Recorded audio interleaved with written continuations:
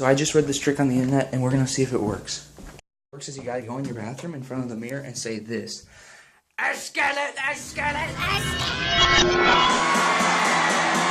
Hey, whoa! Yeah! Come on, 1, 2, 3, let's go!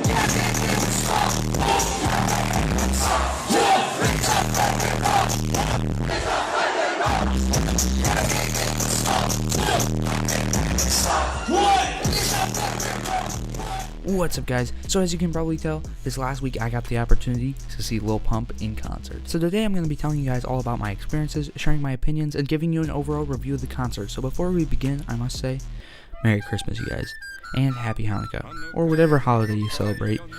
Hopefully you can enjoy some time with your family. Alright, let's get into it. So keeping with the structure of my two other concert review videos, we're going to go like this. We're going to talk about the venue, the ticket pricing, the opener, and the main act. Let's get into it. While I had never heard of it, the venue of this show was First Avenue, and after asking my parents about it, it turns out it's pretty popular in the Midwest.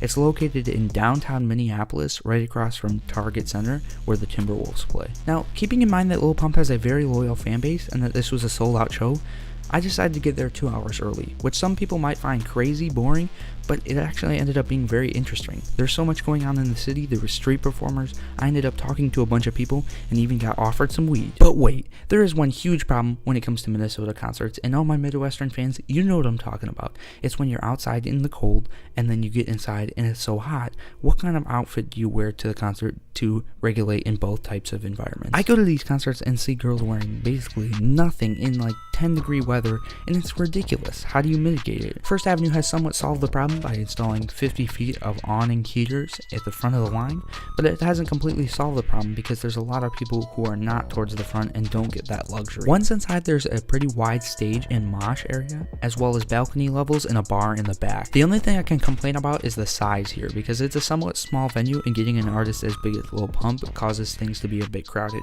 but otherwise it's overall fantastic. Now I'm going to talk about ticket prices for a second.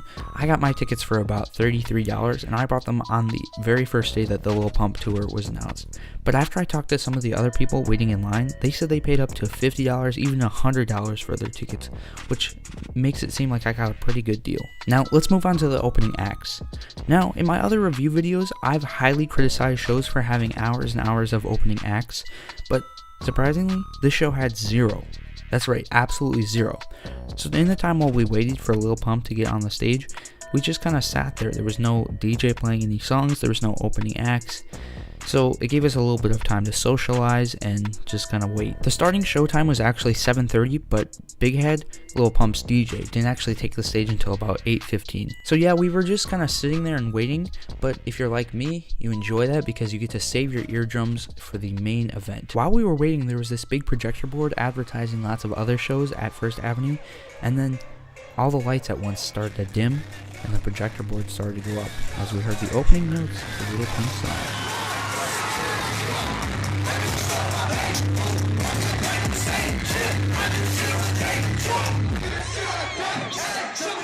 Once he took the stage, the crowd got so wild. Before they had been so dormant, but as soon as he got up there, there was so much pushing and jumping going on, it was insane. His setlist was a good mix. He did big songs from his SoundCloud like Molly, Boss, Flex Like Ooh.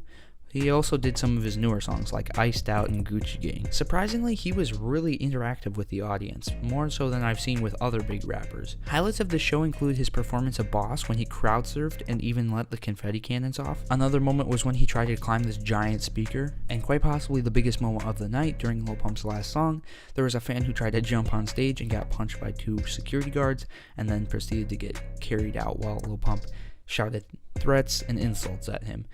Surprised that hasn't ended up on World Star, but I'll keep my eyes peeled. But actually the concert only lasted about 45 minutes to an hour, which is not surprising considering he only has one album, and look how short that is. But overall, I think I was expecting less from him with this concert. He put on quite a performance, actually interacting with the audience, getting the crowd to move around. He had one of those exhaust guns, and he even gave it to an audience member.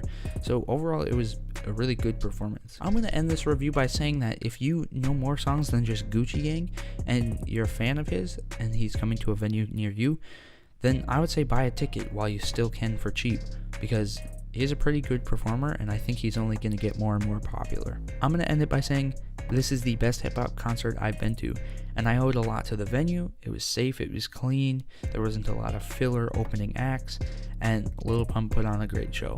So if you like him, go buy a ticket. I highly recommend it to anybody who's already a fan of him. And if you don't like him, well then,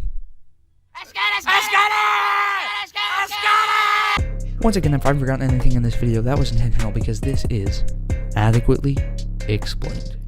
See you next time. What's up, guys? I hope you liked that video. If you're new to the channel, make sure you hit that subscribe button. I don't really have an upload schedule, but I do one video a week minimum. And also, if you like the video, make sure you hit that thumbs up button. If you didn't like it, hit the thumbs down button. Maybe even hit it twice to really let me know that you didn't like it. Also, another thing we do on this channel is if you guys have an idea for a video, make sure you leave a comment down below telling me what video I should do next, and if I like it enough, I'll PayPal you guys $5. So keeping all this in mind, do what you gotta do. See you guys next time.